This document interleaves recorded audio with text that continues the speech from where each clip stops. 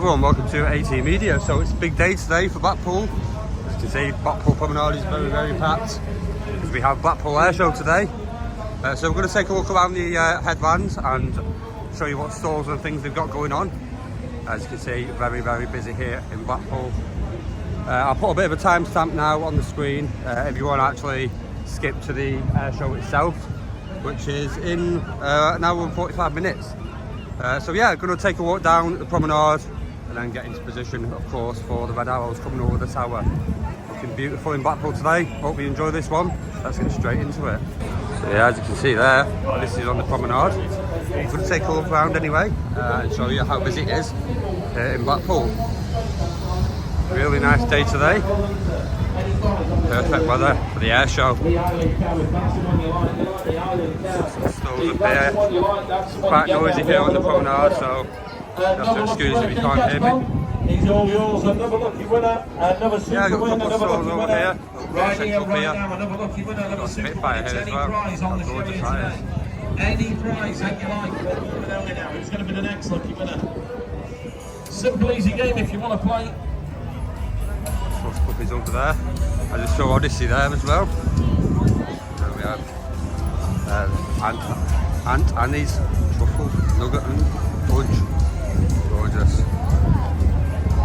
Yeah, as I say, take a look around. And then I'm going to film the air show itself. I'm really looking forward to this one. Of course, I filmed the red arrows landing in Blackpool yesterday. Put on a bit of a spectacular display.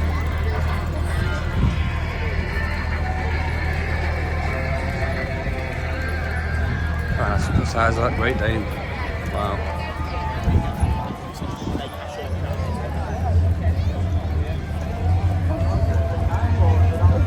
Yourself a massive teddy there.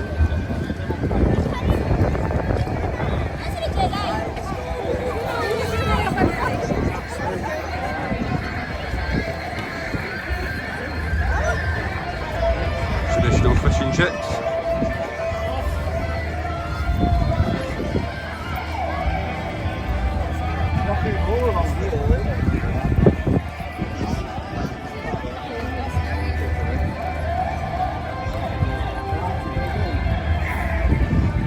Pizza there as well. Coffee and donuts. Gorgeous day here on Blackpool Promenade today. As you can still see, they've still not cleared the beach yet. Of course, we're an hour or so away. Trying to stay away from the copyrighted music over there. Yeah, of course, we've got all the Red Arrow's official products, t-shirts and the works.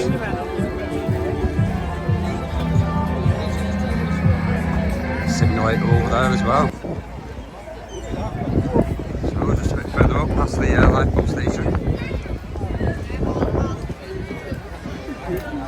We have plenty of things to do over here. Programs out here, discover failed.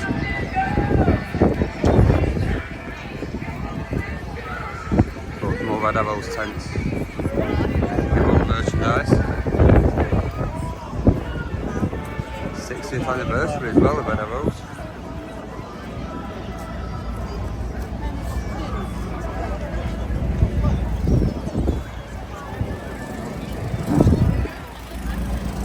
Coffee van there. Beautiful ice cream van. They're making loads of money today. It's quite hot out today. Nice cool breeze, thankfully.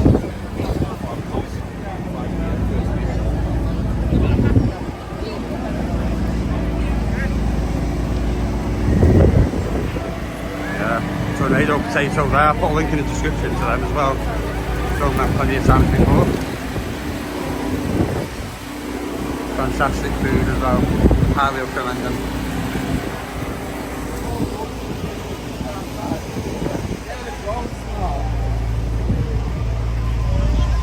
Blackpool Tower in the distance there, looking beautiful.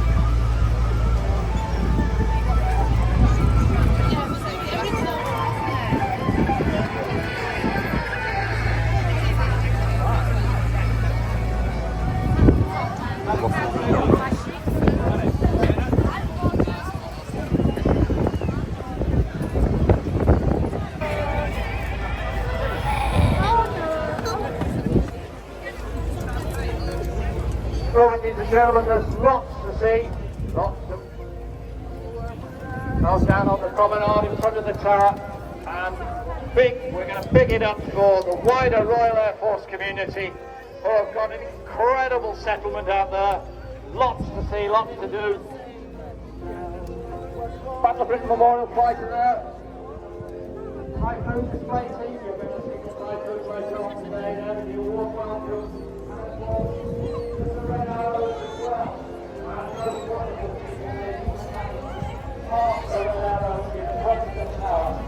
Incredible business line with your activation. Now, I've already mentioned... The reel over there. You can also get a book to see when everything's going to be on. At the bottom of the tower, obviously front. Gorgeous, Blackpool Tower. Lovely seeing Blackpool so busy like it is today.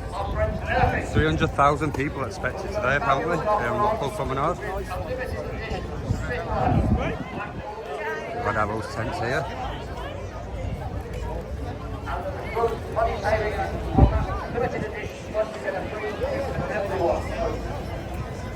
And a massive queue from Red Arrow over there. How gorgeous that is. Amazing. I was filming that for a little bit yesterday. On my way back from filming the Red Arrows landing at the airport, of course.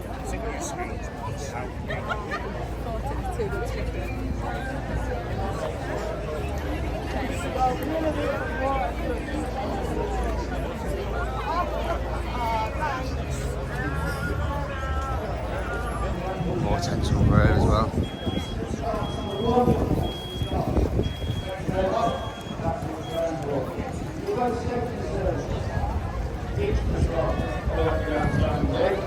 Memorabilia, Red Arrows.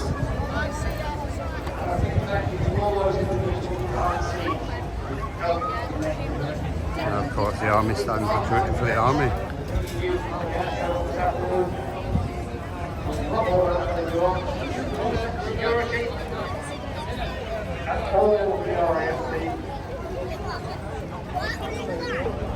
Quite a few police around as well, I've noticed that. This is good, keeping everyone nice and safe.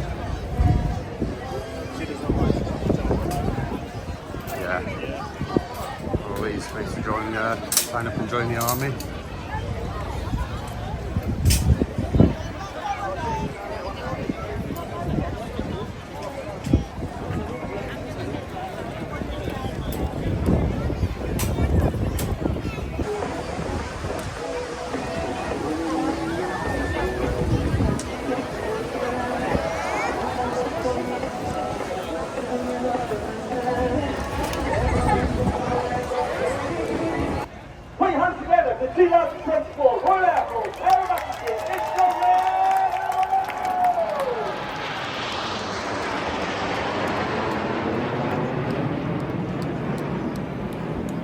I've said team arriving in our world famous Diamond 9 and our trademark red, white and blue outside the back.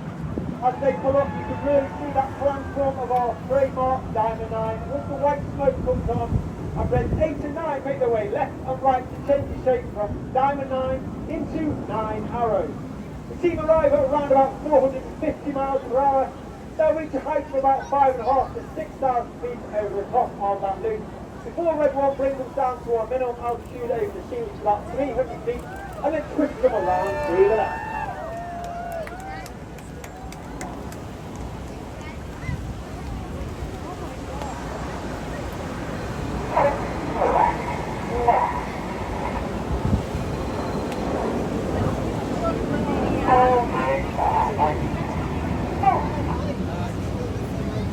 The team this year, we have a new Red One, a new team leader for 2024. That's squad leader John Bond, known as Bundy. He's been in the Red Arrows 5 years before previously. He took a year out in 2023 before joining us as the team leader for 2024. 6 and 7 split at the back there, coming in from the left. The smoke comes on for Big Dixon.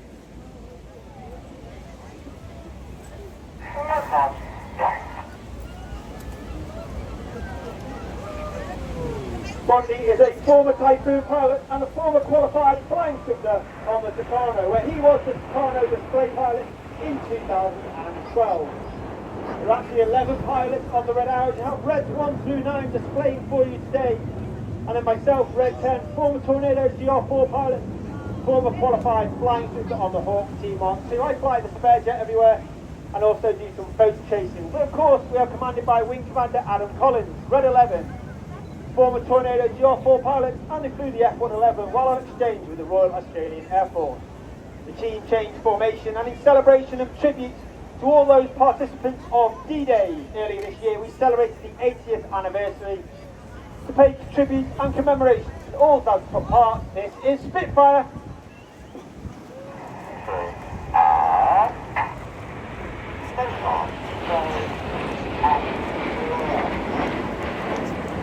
On the right of Red 1 is Red 2, Squadron leader Chris McCann. Chris is in his first year, and the team was deeply he was taken from training and straight into an instructor role on the Soprano. After which he then joined the world famous 617 the Dambuster Squadron, flying the Tornado GR4, where he received an Air Force Cross for service over Afghanistan. His opposite number on the left-hand side is Red 3, Flight Lieutenant Justin Wales, known as Dusty, originally from Zimbabwe. He's a former Typhoon pilot, first year on the team. He's flew with 11 Squadron, instructor on 29 Squadron, and was also on the Test and Evaluation Squadron, 41 Squadron, all based at Aria, Coningsby in Lincolnshire. The smoke comes on from Red 4 and 5 as all the left and right sections either side of that centre stem make their way rearwards for the next formation.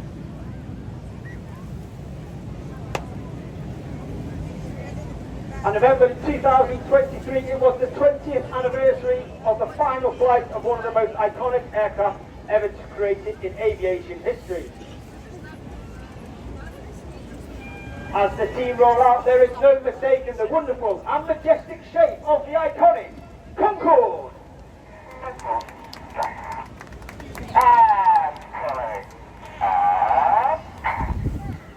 Once again, the team pull up at over 450 miles per hour.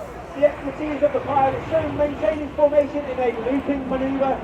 Not only that, we make it even more difficult as we change the shapes from Concorde into Cygnet.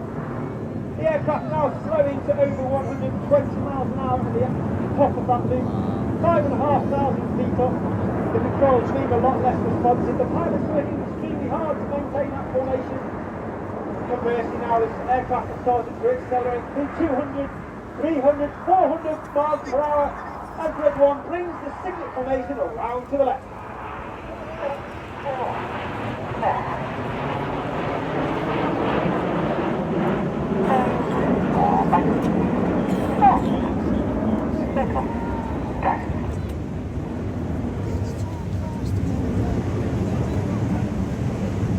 Keep your eye on the wings of that Cygnet formation as those wings start to flex forward as Reds 4, 6, 8 and 9 move forward, and 6 and 7 at the back start to split.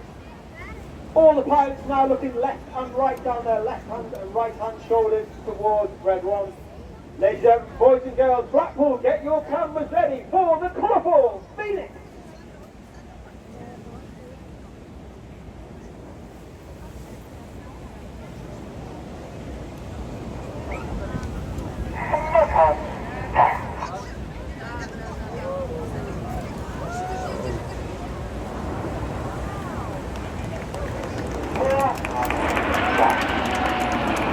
In the middle of that right wing is Red 4, Flight Lieutenant Ollie Suckling. He's in his second year at the team. He was Red 4 last year. He remained as Red 4 and took up the role affectionately known as Uncle Enid. This means he is a mentor, works alongside Red 1 during winter training to ensure that the pilots attain and maintain the appropriate standards required of a Red Arrows pilot. All the Red Arrows must have 1,500 fast jet hours before they can apply to join the team, be assessed as above average and have one operational tour. They are then taken through a rigorous selection process, and we take all the applicants down to the final 3 who join the team for the new season at the end of the previous one. The team now come around from the right for the chevron roll. Motor, go, and roll.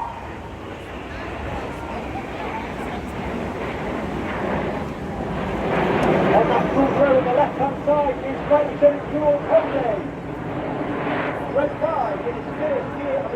the former Typhoon pilots have flown operations over Syria and Iraq, as well as the Eastern European air policing patrol in the face of the aggressive Russia. But of course, the Red Arrows is not just about the pilots. We have a team of over 140 personnel, 120 there are the engineers, the mechanics, the public relations, the administrators, and they are known as the Blues, due to the colour of their coveralls that they are wearing. And we have a number of Blues with us today. We have myself, we have AS1 Lewis here on the flanks with me, we have Corporal Dye outside the front, and we have a number of Blues at our public relations tent. So please pop along during the day, have a word with them, find out about their roles in the Royal Air Force, and of course their roles in the Red Arrows. You'll see the team now start to split with Reds 8 and 9 sitting on trail on the rest of the formation for one of the most popular, if not the most popular manoeuvre the Red Arrows fly. Ladies and gentlemen, boys and girls, get your cameras ready, it's the Tornado!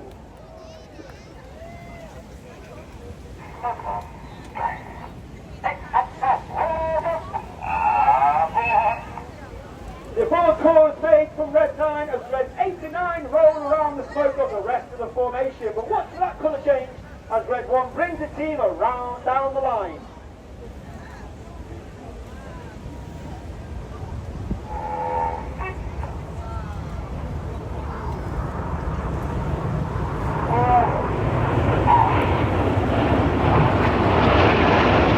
In the group section of aircraft radio, they are flying with their air brakes out small more at the base of the aircraft towards the rear. This has a twofold effect. The first effect means the pilot is flying with a higher throttle setting, and thereby it produces a hotter engine gas temperature. And that makes the smoke colours burn a lot more brightly. In addition to that, it disturbs the airflow outside the back of the aeroplane and makes that smoke billow a lot more fuller. And therefore, in certain manoeuvres in the show, we will use it to enhance those manoeuvres. Instead, we have the Blues on the team, but inside those Blues are 11 individuals who get to fly in the back of our aircraft, in between displays when we cannot take the full engineering complement. They are known as Circus. And one individual with me at every show is Circus 10, that's Corporal Phil Dye here with me today. He's out front filming the show for safety and debriefing purposes. And he is also responsible for many of the videos and the pictures taken from my aircraft you see across social media when we're flying around the display. As we come to the end of the first half, this will be your last opportunity to get a picture of the Red Arrows and our iconic Diamond 9. So from the right, in Diamond 9, the Red Arrows.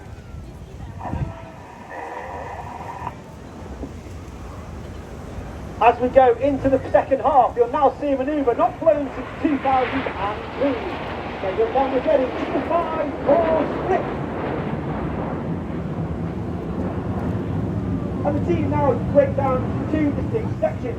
Going off to the right, you have Reds 1 through 5. They are now known as Enid, named after Enid Blyton's famous 5 from the children's books. Off to the left, you have 6, 7, 8, 9, known as Hannah, named after squad leader Hannah. Ray Hannah, one of the most famous aviators in RAF history. He was one of the first members of the Red Arrows, the only team leader to lead the team for 4 years. He took the team from a 7-ship to a 9-ship and formed our trademark Diamond 9. Enid from the right, Hannah from the left, for the 5-4 cross.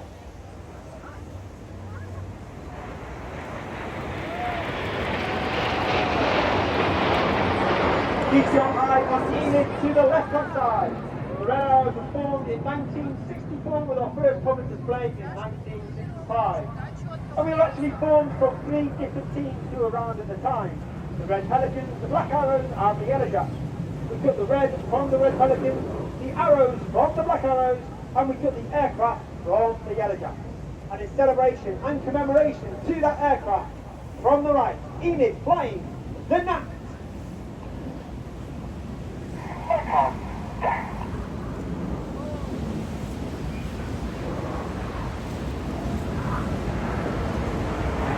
The Red Arrows continued to fly the Gnat right up until 1980 when we took control of the Hawk T-Mark 1.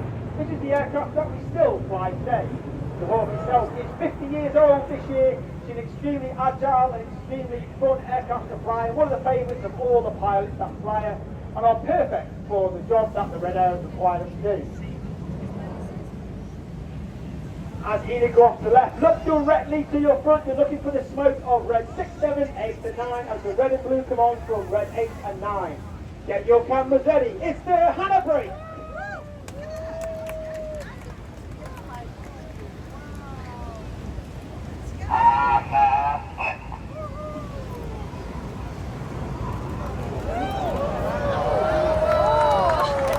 We have red 7 and 8 to our left-hand side, then 9 to our right-hand side. And the synchro pair are led by the synchro leader, that is red 6, flight attendant Zhiyun Crane M3, to our right, He was in his third and final year on the team. He's a former Typhoon pilot with 11 and 12 squadron based at RAF Coventry and has taken part in numerous operations overseas. Each pair of aircraft will now dive down to approximately only 100 feet above the sea. They'll have a closing speed of anywhere between 800 and 900 miles per hour, looking to pass each other within only 30 metres. Get your cameras ready once again for the Hannah pass.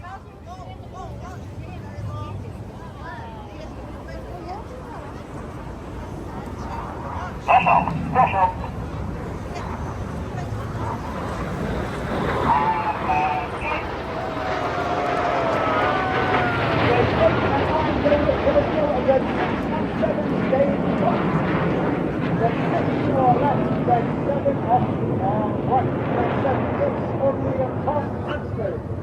Thomas in his second year on the team.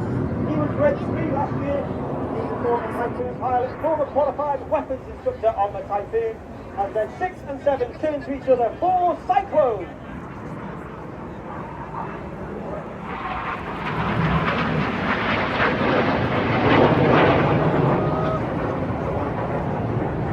As the synchro pair lead directly to our front, coming in from the left-hand side of the central pier is Red 9, travelling at over 450 miles per hour. Red 9 is Flight Lieutenant Patrick Kershaw, known as Paddy. Paddy is also in his third and final year of the team. He's a former Tornado TR4 and Typhoon pilot and is qualified flying team on the Hawk, as he lines up with Enid in the distance for the Goose.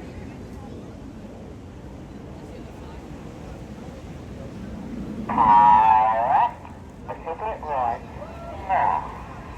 Red 9 climbing high, smoking the red, the white and the blue on its vertical climb, as Red 1 brings Enid around to the right.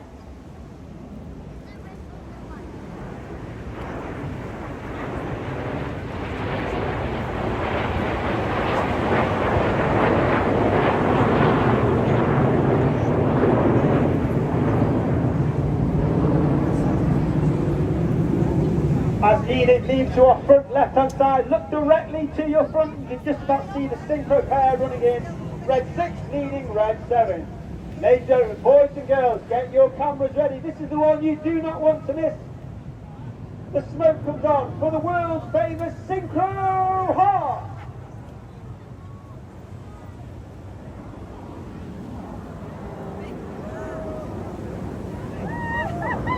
And coming in from the top right-hand side, you might just be able to see Red 8 as he smokes and spears the heart. Red 8 is Flight Lieutenant Rich Walker, former Harrier pilot, former Typhoon pilot and instructor on the Hawk E-Monster. That's right, ladies and gentlemen, let's give Red 6, 7 and 8 a massive round of applause for wonderful heart in the skies of Blackpool. And I personally would like to dedicate today's heart to my parents, Carol and Keith, who are sitting just on the front to my left-hand side. Love you lots, Mum and Dad. Keep an eye for Red 6 and 7 once again diving down to only 100 feet. They'll have a closing speed of over 800 miles per hour. They'll pass each other with only 30 metres and go unsighted at the last possible seconds for opposition barrel roll.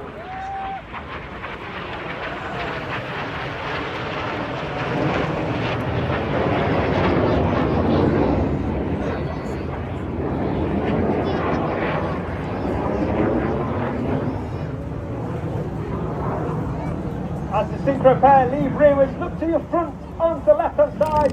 Red 1 bringing Enid in, joined by Red 8 and 9.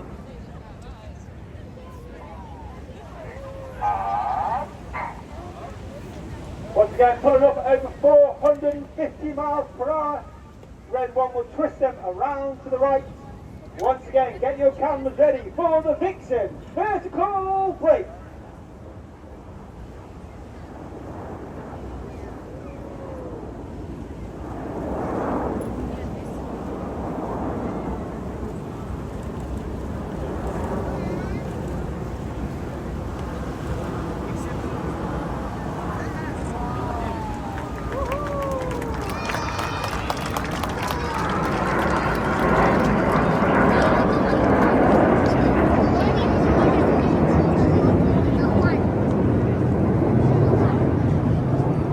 Keep looking to the left, keep looking to the right. You're looking for the synchro pair, the white smoke will be on. This time you've got red 6 coming in from the left, red 7 coming in from the right.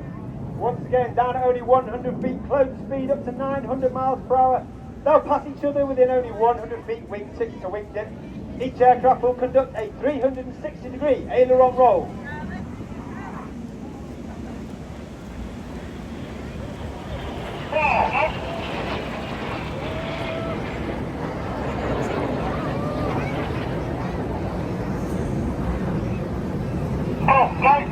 Pull, go, it's the call from red 6. Each aircraft now pull up to 6G, which means everything about them is now weighing 5 to 6 times heavier than what you and I are as we stand on the promenade. They'll reach a height of over 2,500 feet. They'll be 60 degrees inverted on the way down before rolling the correct way up to complete the manoeuvre we call the boomerang.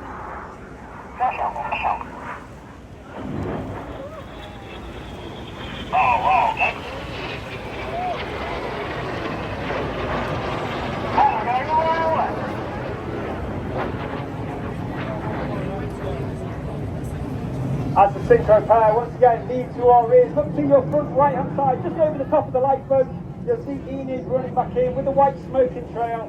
The red, white and the blue comes on as red 1 flies a barrel roll manoeuvre, leaving a snake-like smoke trail in the sky in the first part of a manoeuvre we call the Serpent.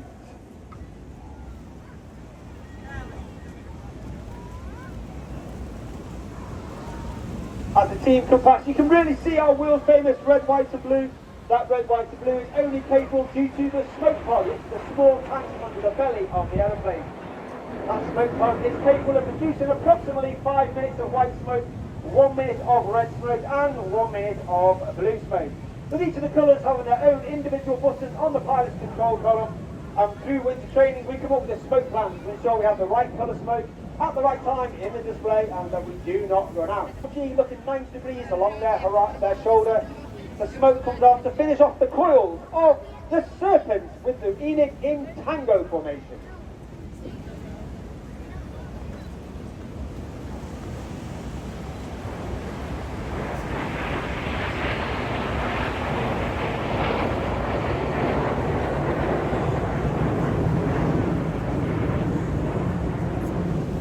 Enid goes to our left, 45, coming in from the left, just on top of, from the left hand side over the top of the pier, you can see Hannah running back in.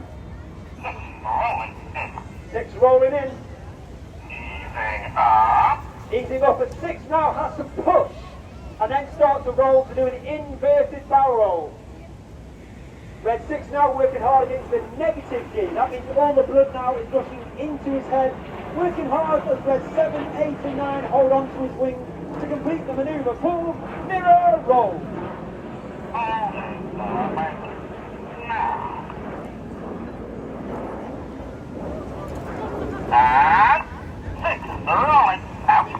And the manoeuvre finished by a rollback conducted by Red 9 on the left and Red 8 on the right. Look to your left hand side and you can see Enid running back in once again over the top of the pier.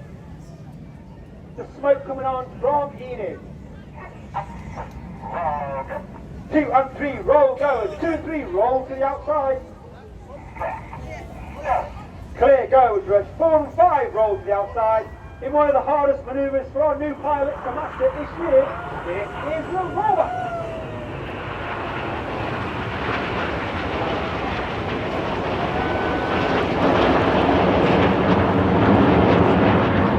The motto of the Red Arrow is eclat, which means excellence. That means every single member of the team, from the officer commanding all the way down to the newest member, is striving for excellence in everything that we do. And we'd like to think that we leave the squadron in a better place from when we found it. Look directly to your front and you'll see Hannah running back in. As I said, 2024 celebrates our diamond display season, our 60th anniversary. Look for Red 8 and 9, Red 8 smoking blue, Red 9 smoking red. For those of you at Crowd Centre, you'll see a wonderful 60 in the sky to celebrate 60 display seasons of the Red Arrow.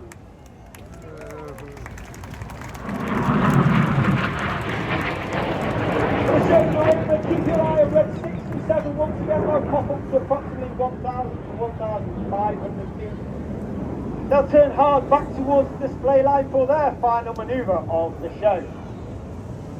Back down to that 100 feet, that closing speed of over 800 miles per hour.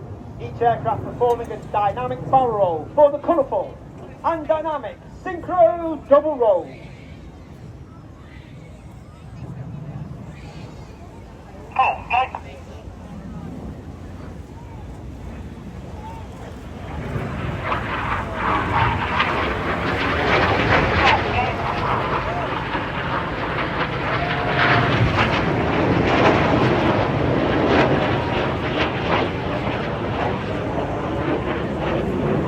As the synchro pair once again lead to our rear, look directly to your front and you'll see the nose light twinkling in the distance of Enid plus 8 and 9 for the fixed sim brake.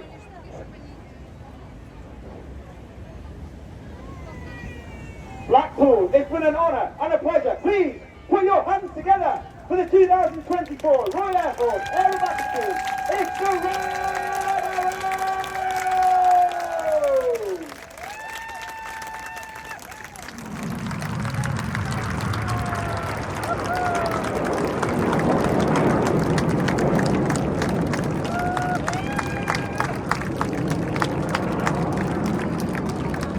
When one puts his smoke on, he'll gather the rest of the formation, take back to Blackpool Airport.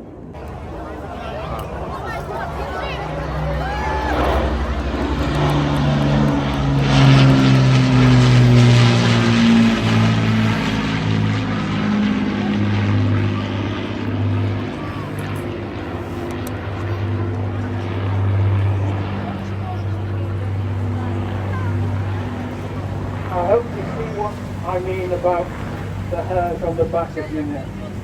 That is sublime, absolutely sublime.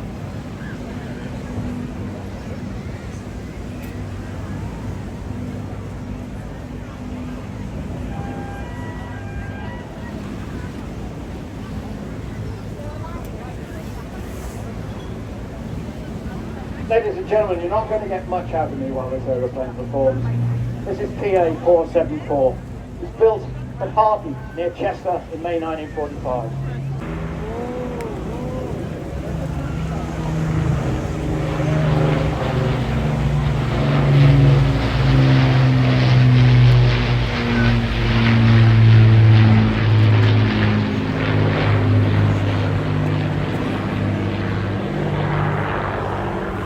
The airplane carries different markings on either side. On one side carries the markings of 460 Squadron Royal Australian Air Force. The other side 50 Squadron Royal Air Force.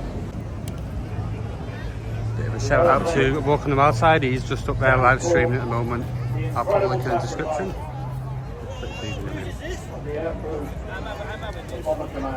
There he is, the main man in Blackpool, live streaming. Anyway, back to the planes.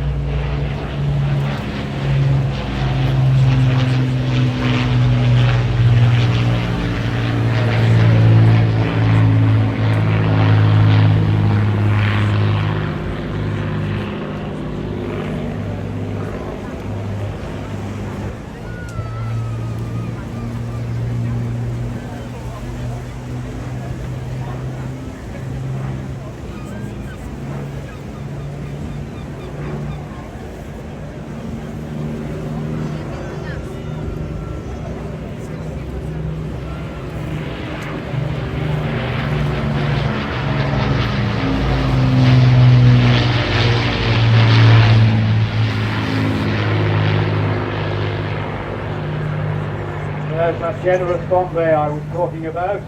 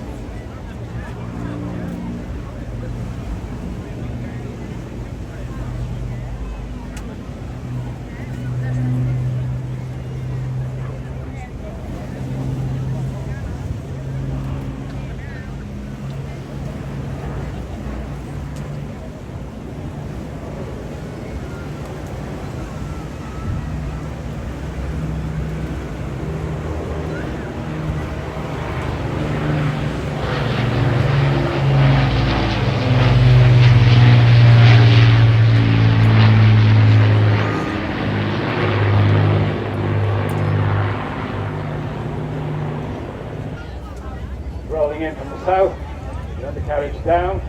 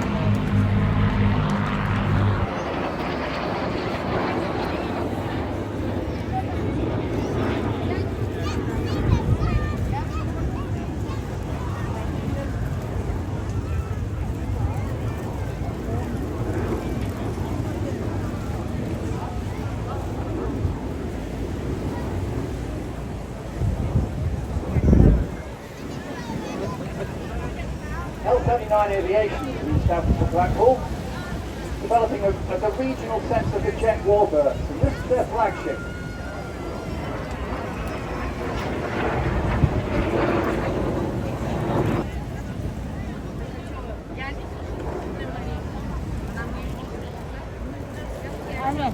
I didn't buy your hat to put your phone on.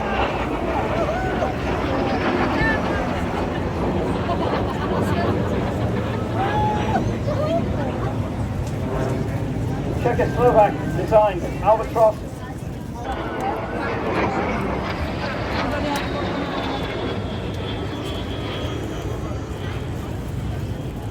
New customers are Hungary, Vietnam. Around 800 examples have been built. Want one of them?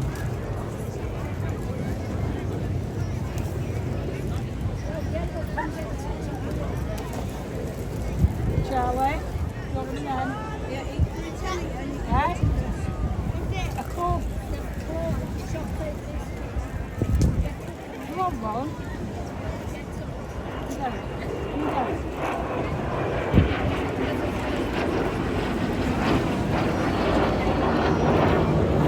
This machine was part of a special commission intended to be used by the National Aerobatic Team.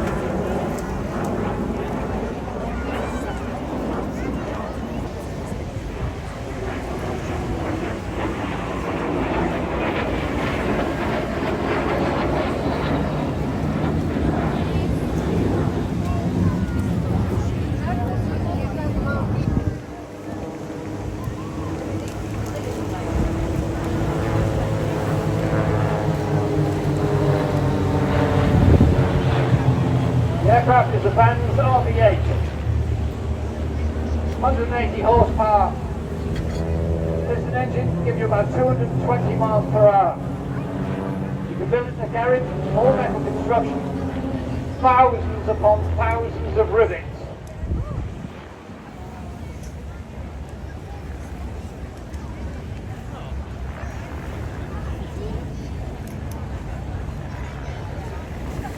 Formed in 2014, teams travel extensively and give displays in Europe, France, Spain, Portugal, amongst others this year. We're very happy to have them in front of us now.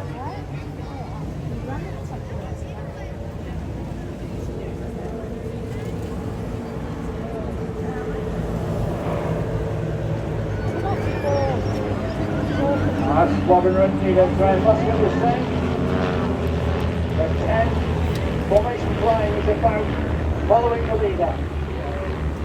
In the dance, in the choreography of 3 dimensions in front of you. Just like the Reds, the Ravens can break.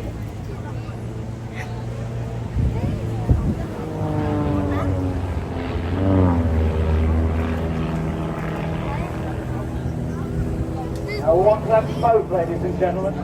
At the moment we've got something like 8 knots on crowd wind. That means the Ravens are having to fight being permanently blown towards us, and that's not a safe thing. So they have to be correcting their aerial ballet all of the time.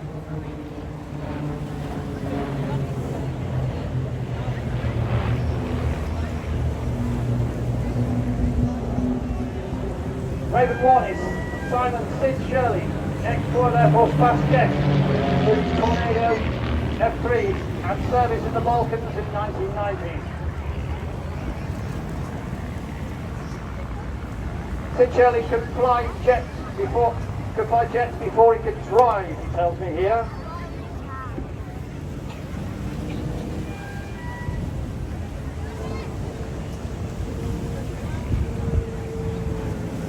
As the duo enter another role, Raven 2 is Pete Wells, self-confessed air junkie. 6,000 hours, all on tail draggers. He went solo on his 16th birthday.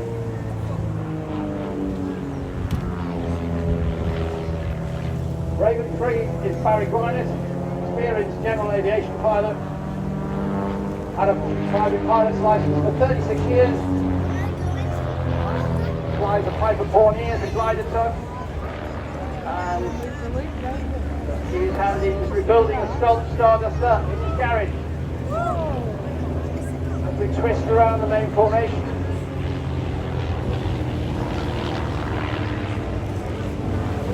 Raven 4 is Gerald Williams, who was originally a professional rugby player. You meet him, you will know that. Wales, New Zealand, South Africa. Raven 5 is Russ Equell, learned to fly gliders at 11. He's ex-Fleet Air on Sea Kings, Sea Harriers, and 60 combat missions to his credit over the Balkans.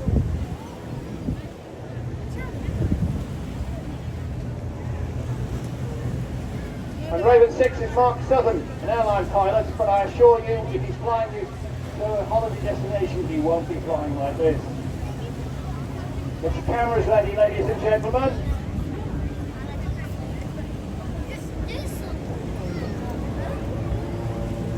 Back on the stick.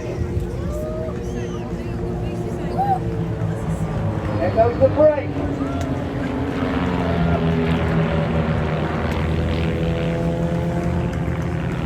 And again.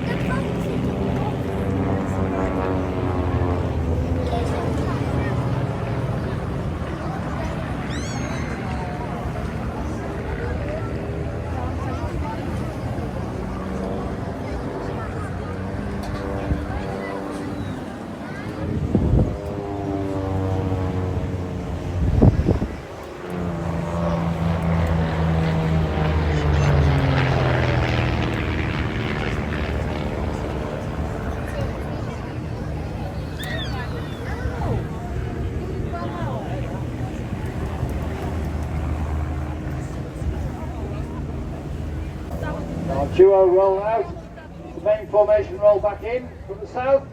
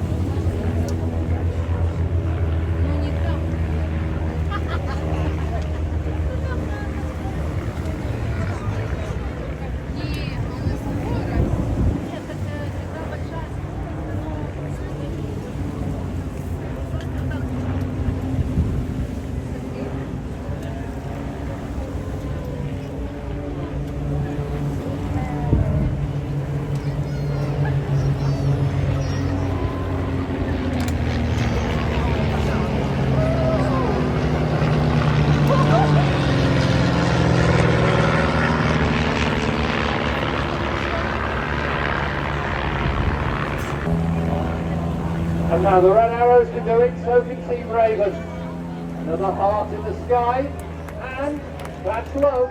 There goes Cupid. I think that deserves a round of applause.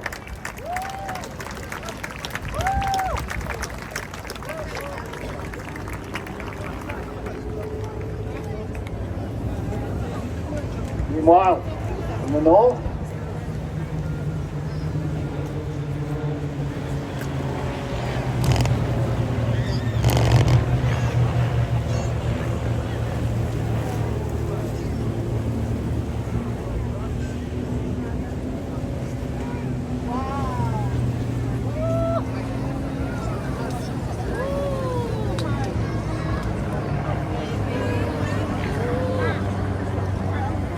slotting back into its position.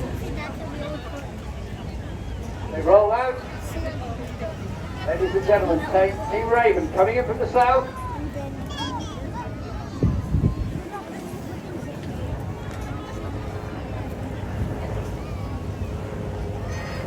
On with the smoke.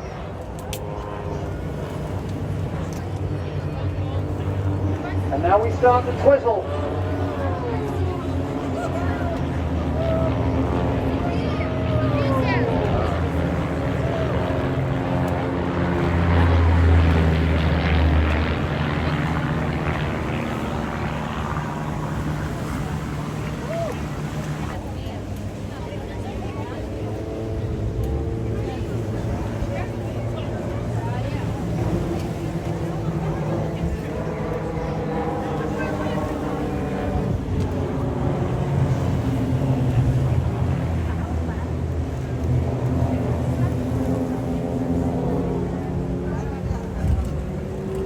Here comes the break.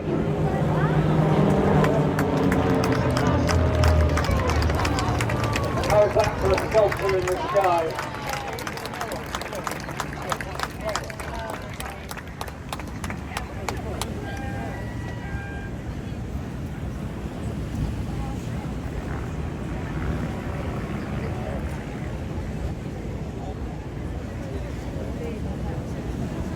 Ladies and gentlemen, that was exceptional. We've been treated by the best of best aerobatic teams today. Put your hands together for Team Raven.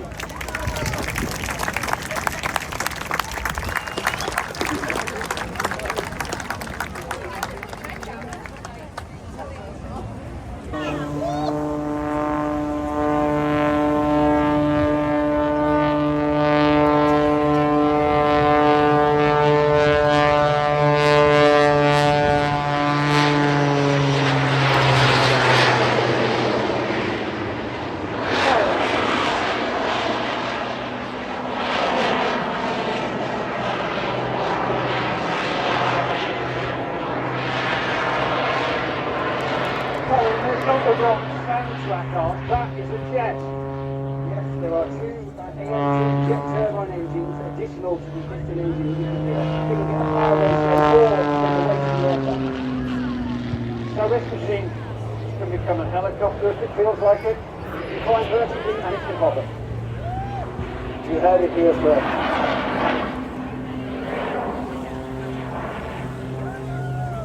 Now, we're looking around at the crowd and they're all transfixed, and I don't blame them. So where are these jets? Bolted both sides, the left and the right of the cockpit, at mid screen, so there's no thrust vectoring. They were below the aircraft, you have to short the air of the jets, and they're classic plane and they provide a power equally and very harmonically. And I take it we're looking at a unique aeroplane. Richard wanted to bring a unique aircraft to the air shows. The audience, we want to see something different. So over the last 4 years, we've developed an aircraft which is completely and totally unique for you people here today.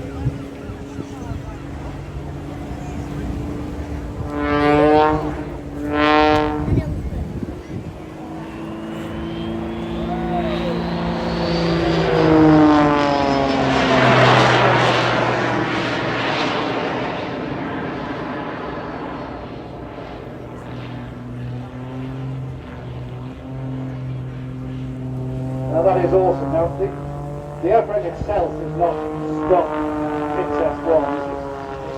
It's S2E, and there's nothing. You know, the wings are modified, tailplane is modified, the wings are modified,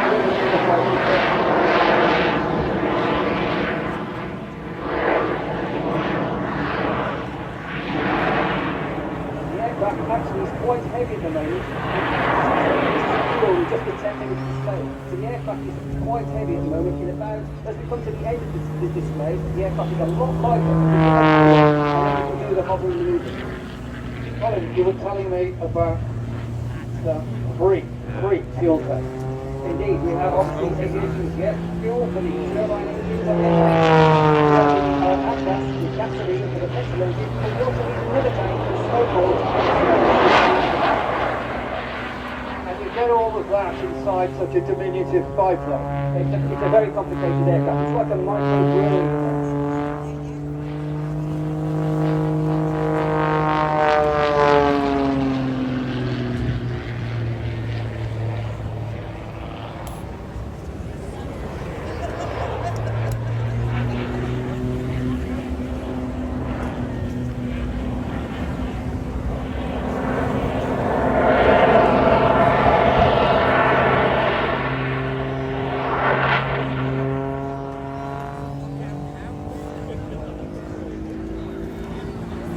As you saw, we can use different types of thrust, so we can actually open one next to the floor on the right, and then we can continue this way, we can next to the thrust in the CGF engine.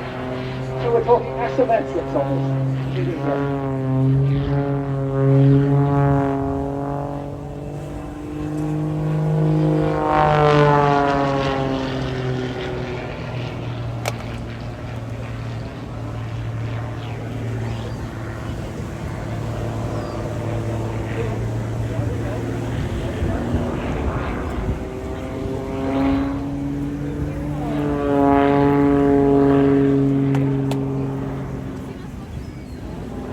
So here we'll be coming into one of the first of the hovering manoeuvres. The aircraft will be slowed to a very high alpha altitude, and then the aircraft will be virtually stationary in the sky.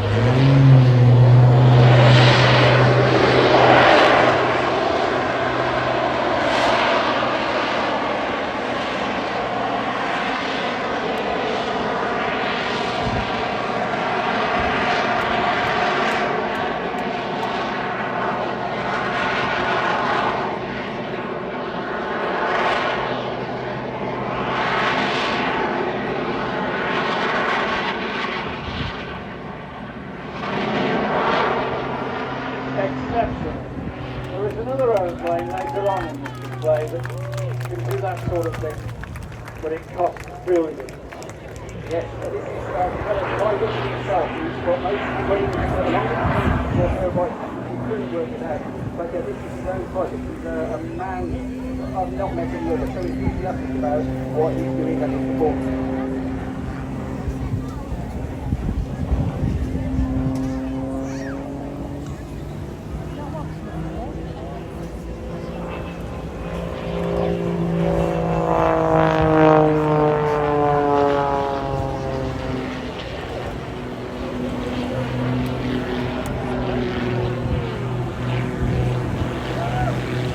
So I take it working on this aeroplane is, in one, satisfying and challenging.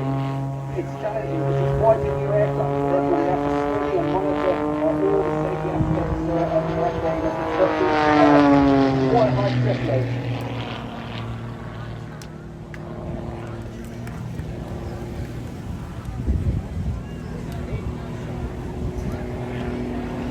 There's a manoeuvre coming up now. It's difficult in these conditions. It's going to have to try and create a Christmas tree in the sky. As we see soon, he'll come back down low, then he'll spiral upwards, come to the top as a star at the top of the tree, and then do a spiral route down to the centre to make the start of the stem of the tree. Difficult in these conditions, so let's see if we can do it. as I was saying before, we've got at least an 8 knot on cloud wind. But to take that all the way through till the spectrum.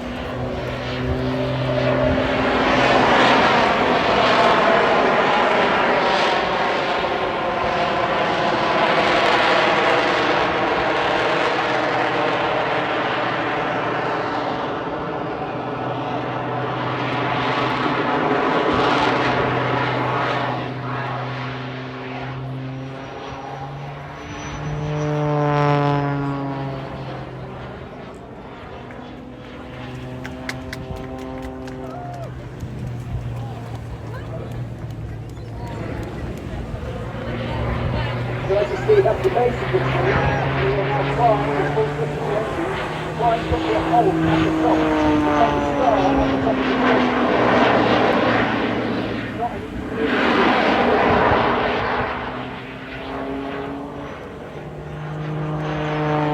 and when it comes to a hole in the track, there will be a flat speed.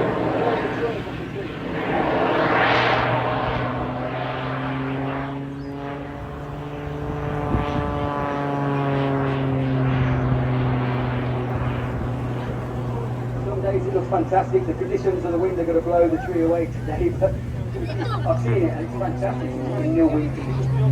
Colin, nobody here is in the slightest upset. This is incredible. And that's the truth of the tree.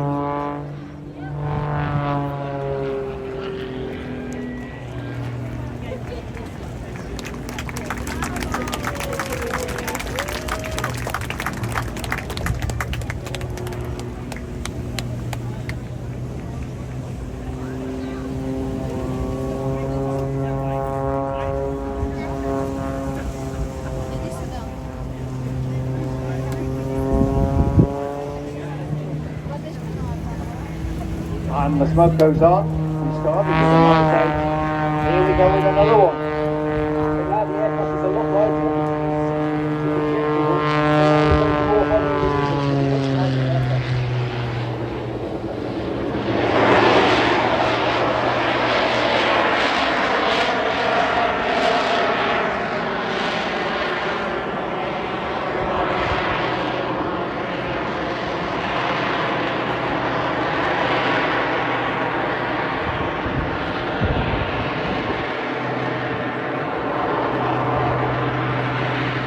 Put your hands together, yell, clap, Rick Goodwin, the jet fit.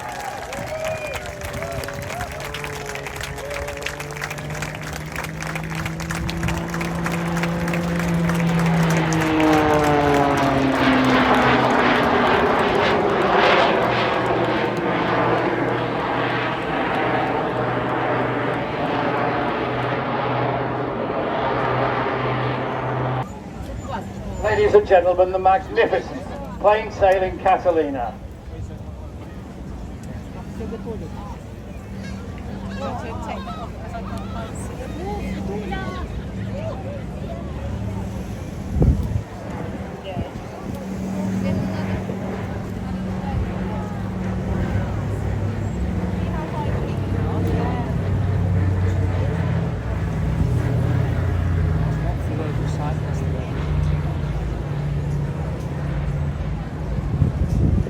So why is it the shape it is?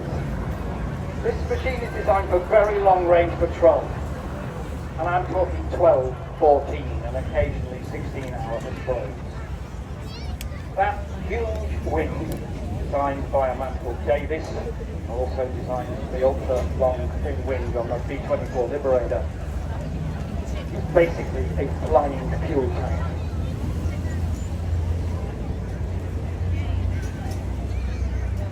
Now, if you're landing on water, the last thing you want is for the water to engage with those beautiful radial engines.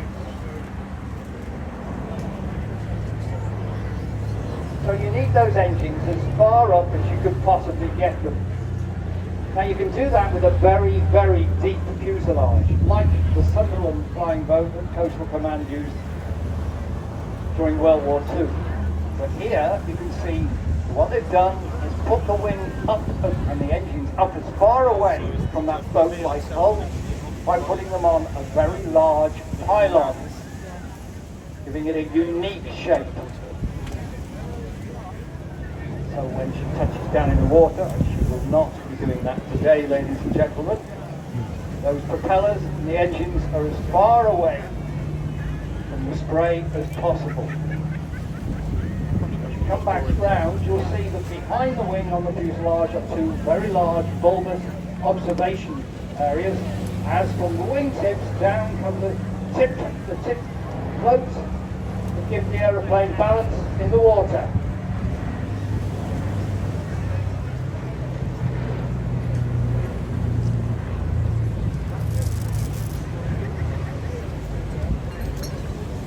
Take a look at the bottom of the hull. We call it fuselage, the flying road. You'll see either. You'll see that it has a V shape, just like you see on a motorboat.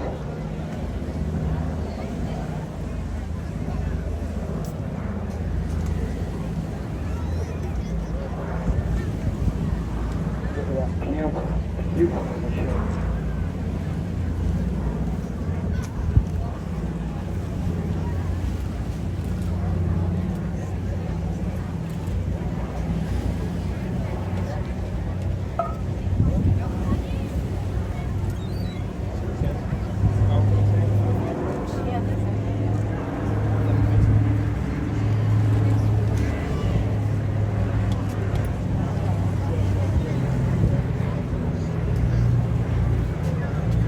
The machine was built by Canadian Vickers in Quebec, in order to the Royal Canadian Air Force.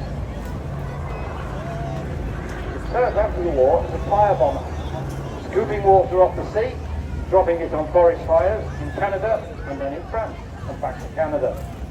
As I said, came to the UK in 2004.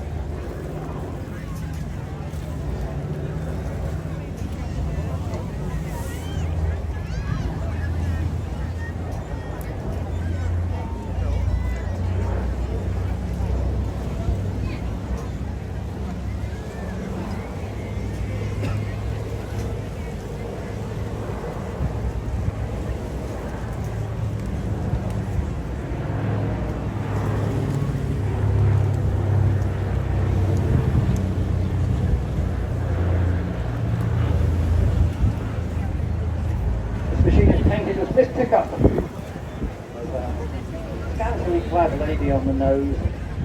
Why pickup? Well, this machine's colours that it serves in is the fifth. Pilot was in the water in a raft, and the Catalina landed alongside. But the sea state was so bad, the Catalina, having rescued the pilot of the P-51, couldn't take off.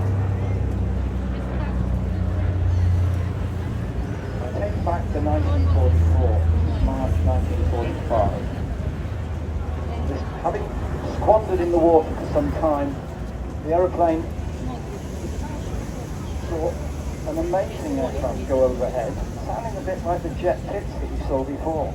It was a Messerschmitt 262 twin-engine jet of the Luftwaffe, which promptly shot the Catalina up and sunk it. Suddenly, the rescuers and the rescued needed rescuing.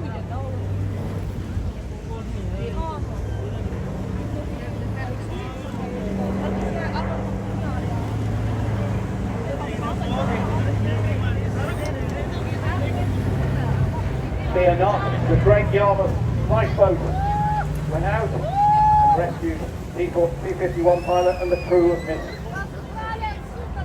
pickup.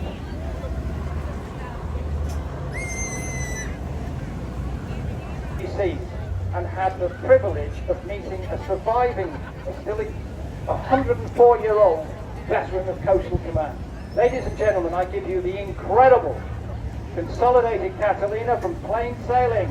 Put your hands together and wave. They will see you. Magnificent.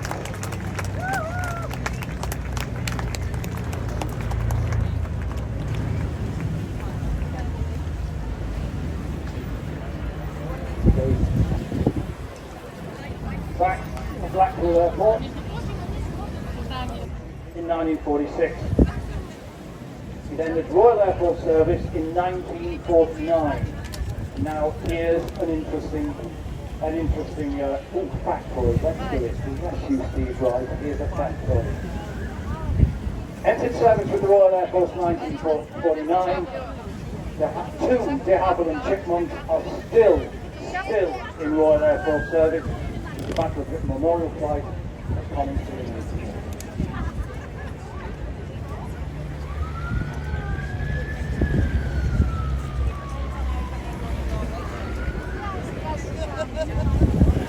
Chipmunks were used with the Canadians and the Brits.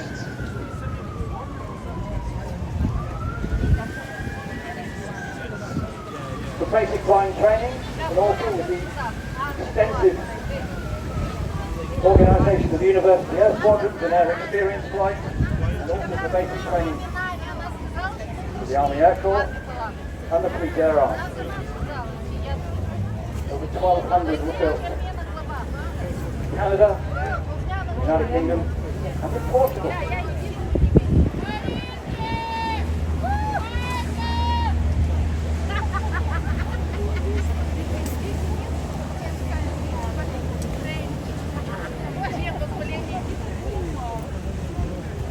It's an oversimplification to say that the Chipmunk is a tiger moth without the upper wing, but they certainly have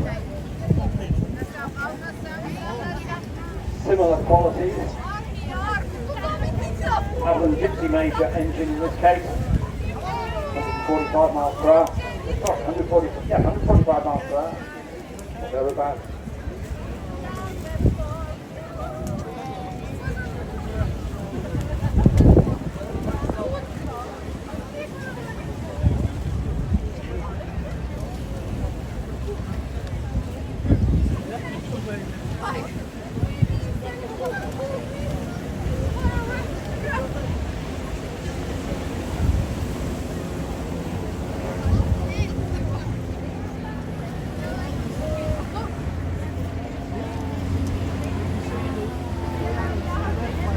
You can see fully aerobatics, big countless pilots go over their first solo steps in the sky to the Chipmunk. That's what it is, mate. Appreciate it, thank you.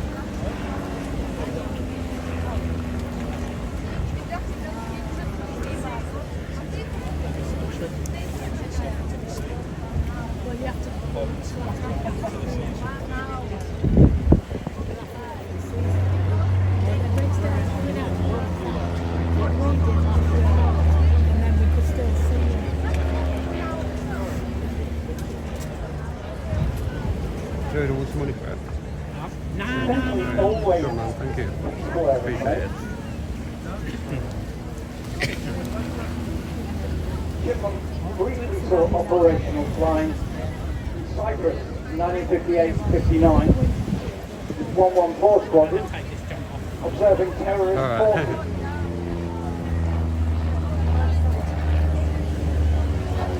But its main claim to fame when it comes to military operations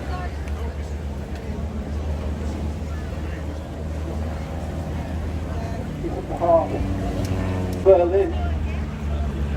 Could be flown and policed by the occupying powers.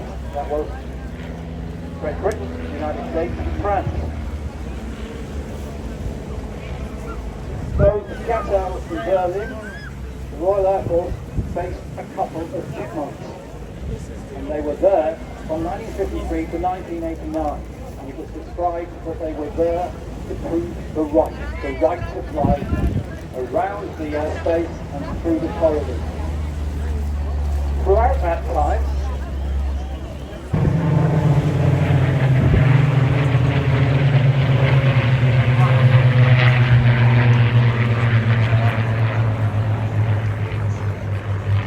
I hope that's tickling the hairs on the back of your neck. Wonderful.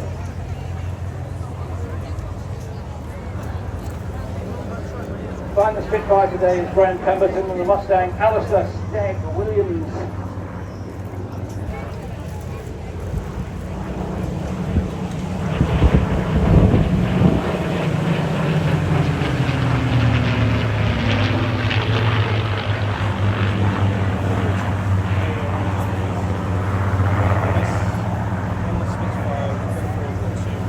below are two split.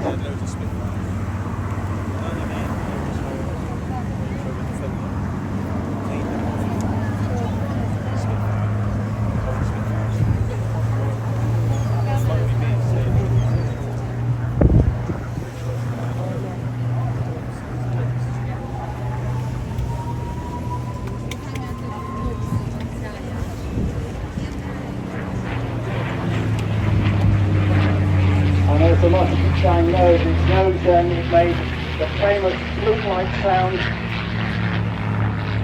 of air passing over the 6 gun ports at its leading edge in Gedrick's wind.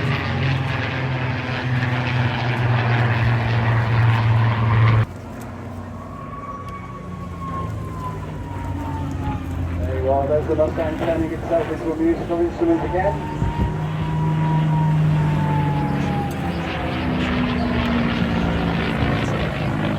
Spitfire last served with a temperature and humidity flight, the meteorological data gatherer at Woodvale, down the road of Southport.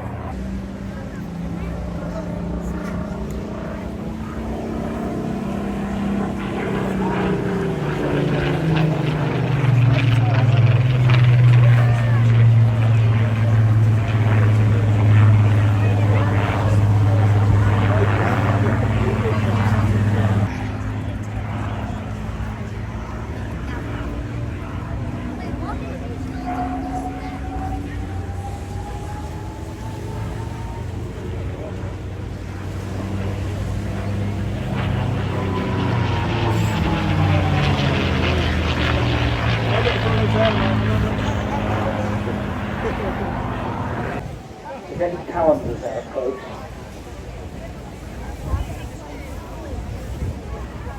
I apologise now, as a born and bred Scouser, the way I pronounce this. This aeroplane is a fairy Swordfish. I try and say it better, but it just comes out the same. Built by the Fairy Aviation Company. And as you can see, it is a beautiful, beautiful, big biplane.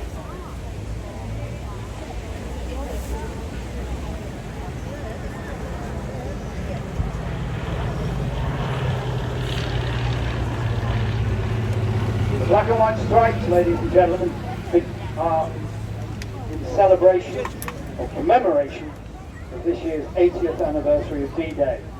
All Allied aeroplanes that were in the operational area had those big black and white stripes painted on them to avoid friendly fire, shall we say, make them stand out.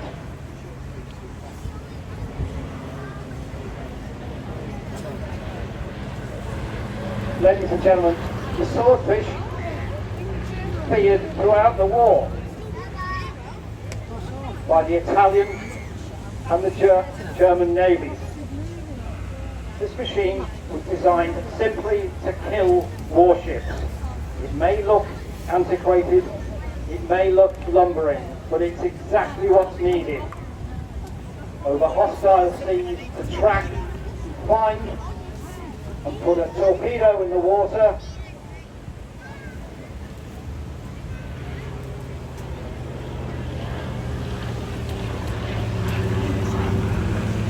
and wreak havoc. In November 1940, the Swordfish became world famous. 21 of these biplanes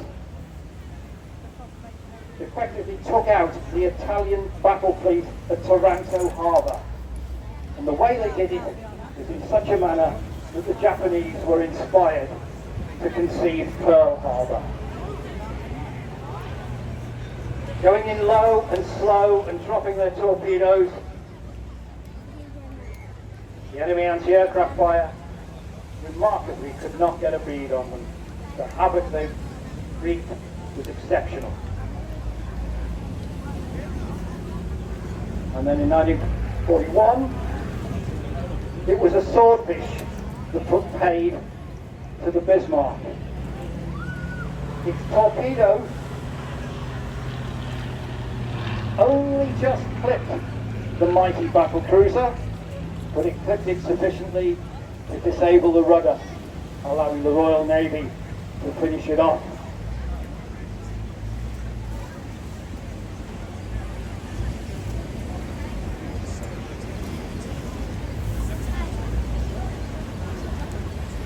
This machine was built by Blackburn at Sherburn in Elbert in Yorkshire in 1941 and carries the markings of an 820 Squadron, Naval Air Squadron. Swordfish that was indeed involved in the attack on the Bismarck. It is red.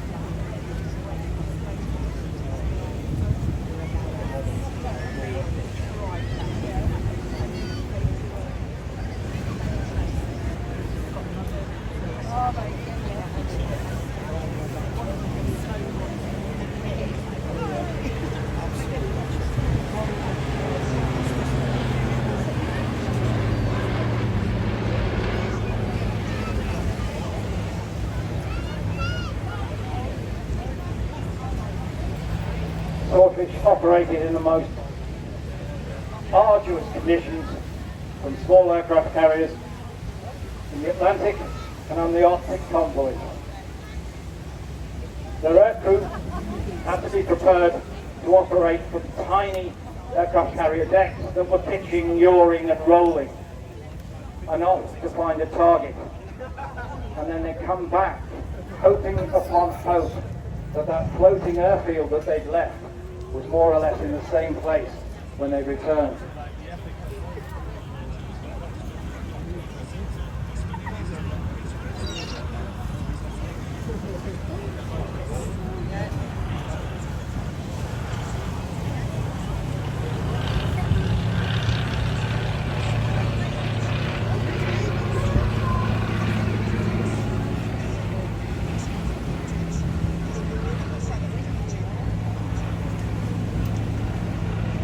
See, slung under the fuselage, a replica, I hasten to add, torpedo, the very reason the aeroplane was developed. Like driving another car when you get back into it. Like a Morris Thousand Tableau.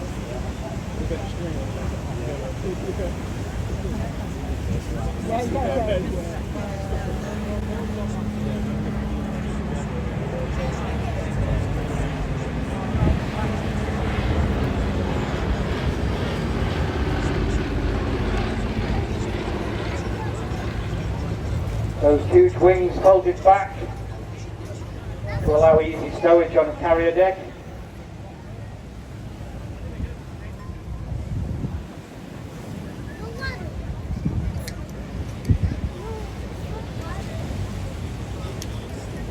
Later in the war, in an anti-shipping mode, Swordfish were fitted with 8 rocket projectiles, 4 under each wing. And the aeroplane yet again entered a new lease of life.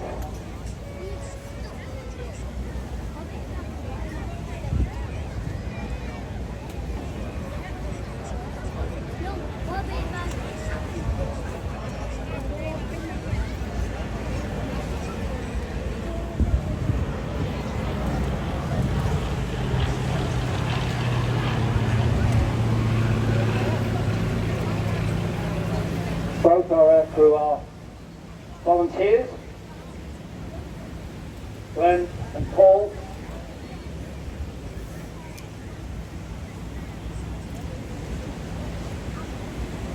Used to fly together on commando configured Westland Sea King helicopters, and they crewed the Swordfish over the years on and off since 2011.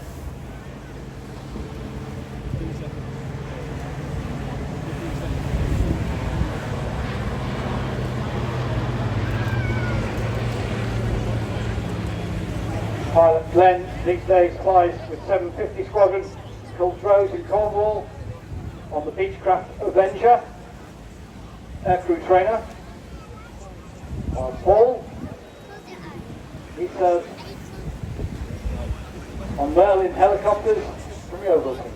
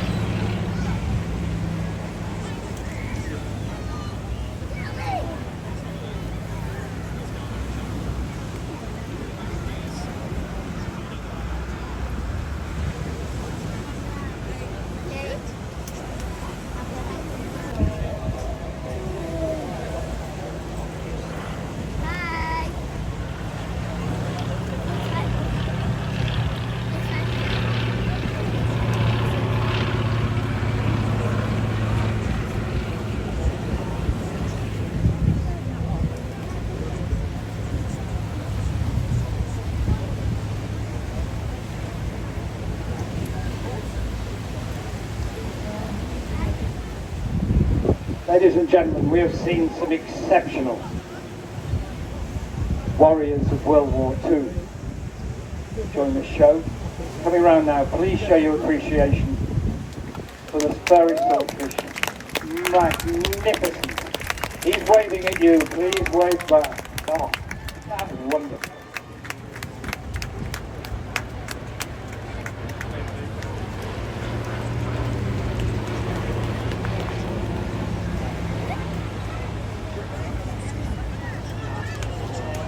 I'm sure photographers all over the place are enjoying this fantastic fleet off the sea, but also off the wings of the aeroplane. There'll be a short gap now before our next machine. Ladies and gentlemen, you can hear him as much as I can. Just above the building. Oh yeah. Just come back to the top of the building. Just come out this side now. Yeah, there. You can just vaguely see it there. No, I'm Literally over that roof that points up now. Yeah. Eurofighter Typhoon Well spotted, wasn't consortium for UK, Germany, Italy and Spain.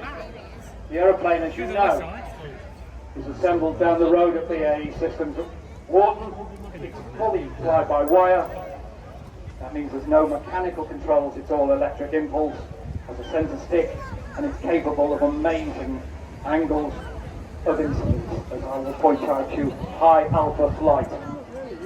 It's cutting edge, been in all Air Force service since 2003, still in production, with a healthy export order in front of it.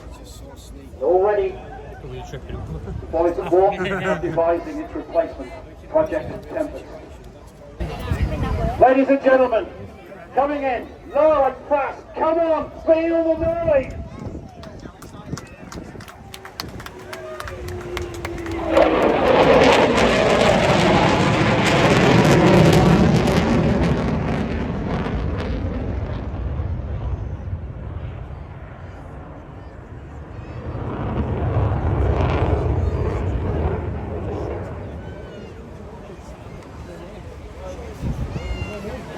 Power comes from a pair of Eurojet EJ200 turbofans, 40,000 pounds of static thrust.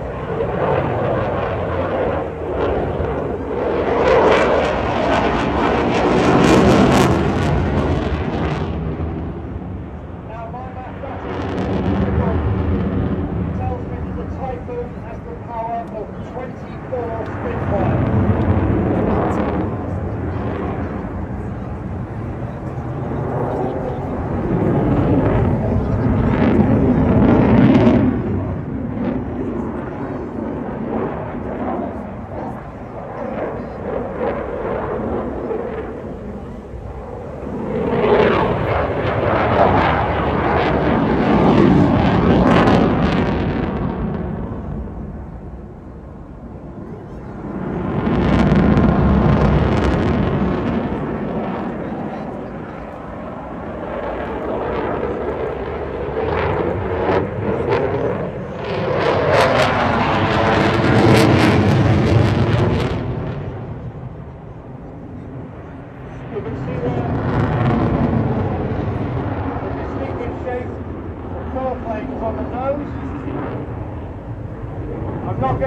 many stats on this aeroplane, but here's a few. Rate of roll, phenomenal. Rate of climb, phenomenal. Agility, phenomenal. You get the picture?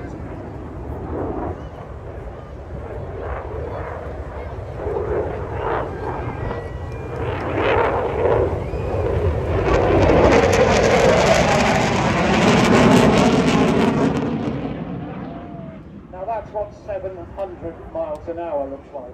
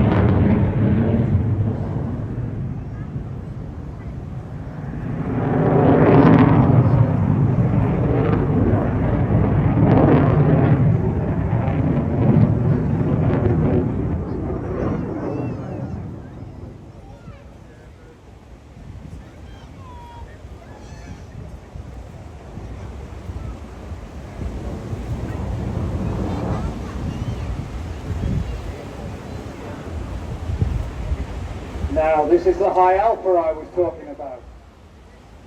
Mostly fly-by-wire controls. It can do things that no other aeroplane can do.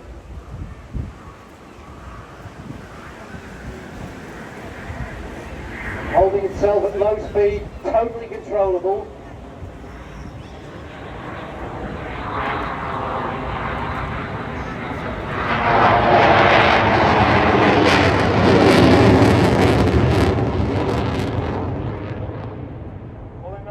Put the torches on the afterburner.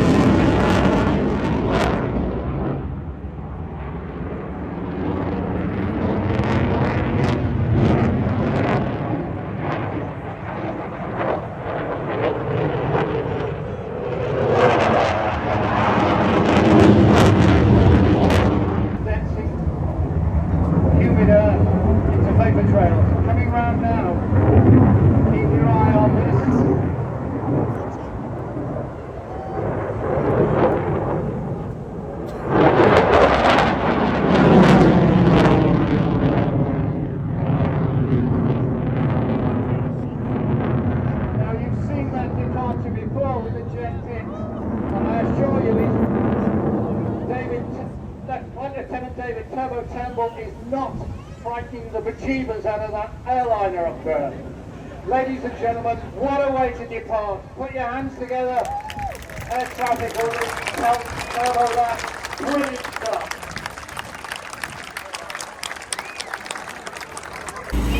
Well, if you're here for the air show tomorrow, highly recommended.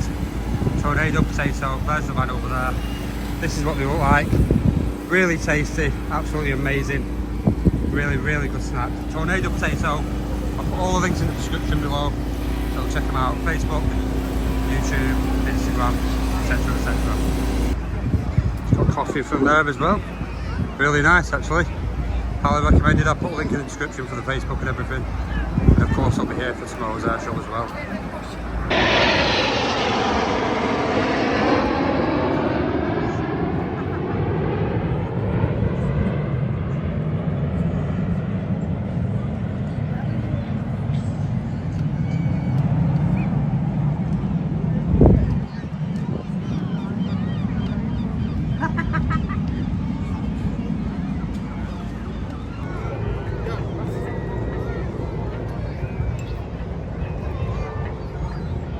Having too much fun.